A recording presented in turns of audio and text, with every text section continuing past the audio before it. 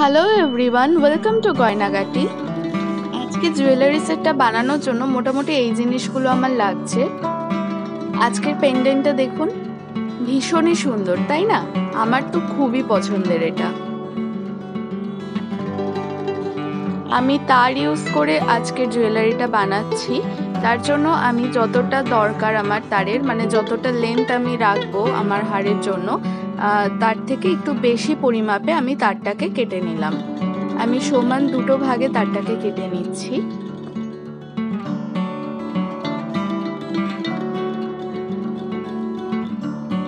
সাথে আমি নিয়ে নিয়েছি লক বিটস। পেন্ডেন্টটা দেখুন, দুটো দিকে গ্যাপ আছে, সেজন্য দুটো দিকে আলাদা আলাদাভাবে তার অ্যাটাচ করে আমাকে হারটা বানাতে হবে। তার জন্য প্রথমে আমি একটা তার নিয়ে একটা সাইডে গ্যাপের মধ্যে থেকে বের করে নিলাম। এরপরে আমি লক বিট নিয়ে তারের মধ্যে নিয়ে নিলাম সেটাকে।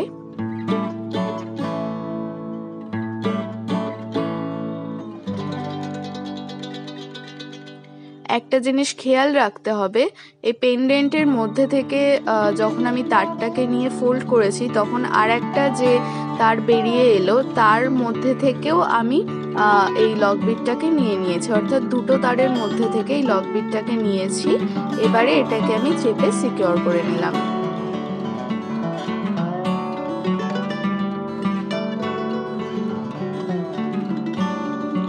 অন্য আর একটা সাইডেও একই রকম প্রসেস ফলো করে আমি তার সাথে লক বিটস অ্যাটাচ করে তারটাকে সিকিউর করে নিচ্ছি।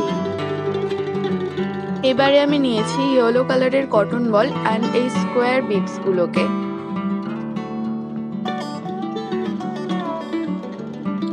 কালারটা কিন্তু আপনারা আপনাদের চয়েস অনুযায়ী নেবেন।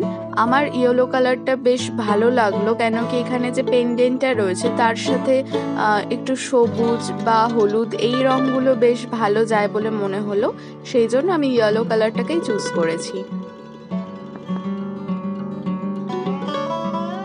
তো এখন আমি এই কটন বল এবং যে স্কোয়ার বিটসটা রয়েছে সেগুলোকে অ্যারেঞ্জ করে নিচ্ছি। এটাও আপনারা আপনাদের চয়েস অনুযায়ী অ্যারেঞ্জ করবেন।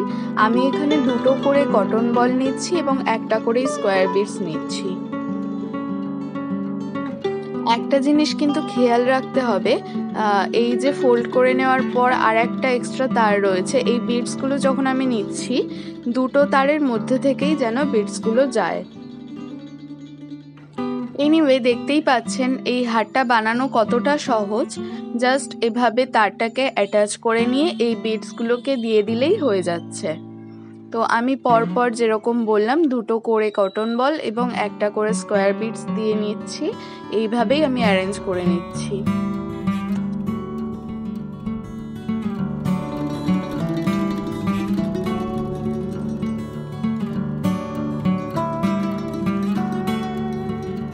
ওয়েল, ইটস ডান নাও। এখন চলে যাচ্ছি পরের প্রসেসে। আমি ইয়েলো কালারেরই টাসেল নিয়ে নিয়েছি এবং এখানে লক বিট নিয়ে নিলাম আবার।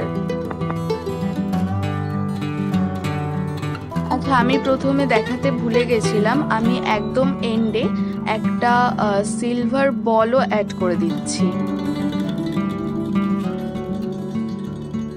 এবারে আমি এর মধ্যে থেকে লক বিট নিয়ে নিলাম।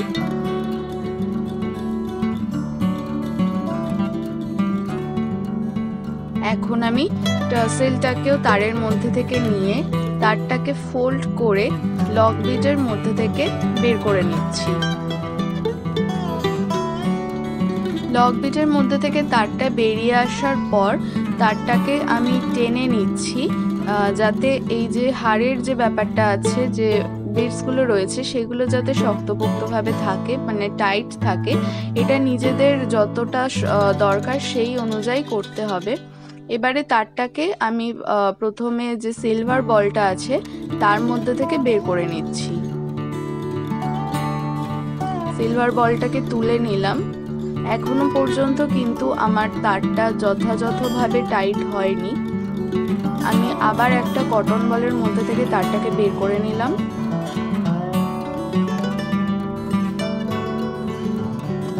তারটাকে আর একটু টেনে নিচ্ছি।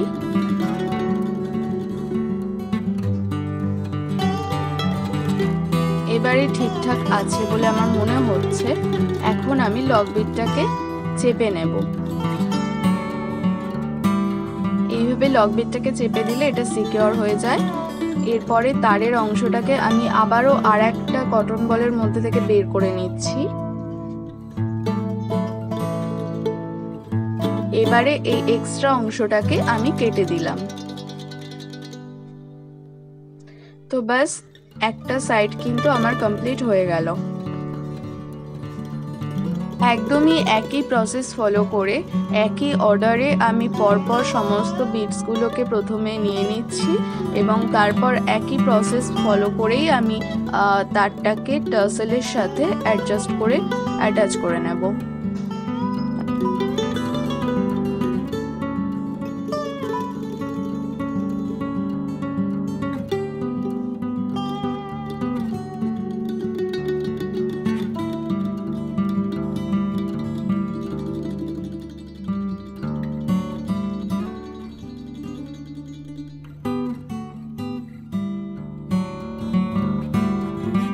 বাস আমার আজকের হারটা কিন্তু একদম রেডি হয়ে গেছে।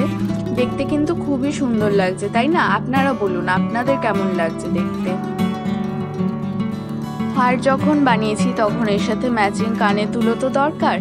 তো আমি এই টপ কানের দুল এবারে এই হারটার সাথে রাখছি, কেন কি এটার যেরকম থিম আছে ফুল এবং পাতা, আমার মনে হলো এই হারের পেন্ডেন্টের সাথে এটা খুব সুন্দরভাবে মানাবে।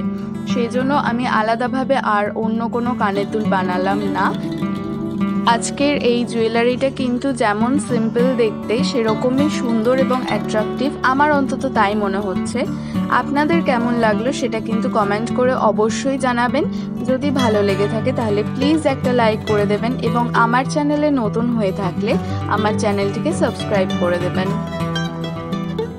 Stay safe, be creative. Tata.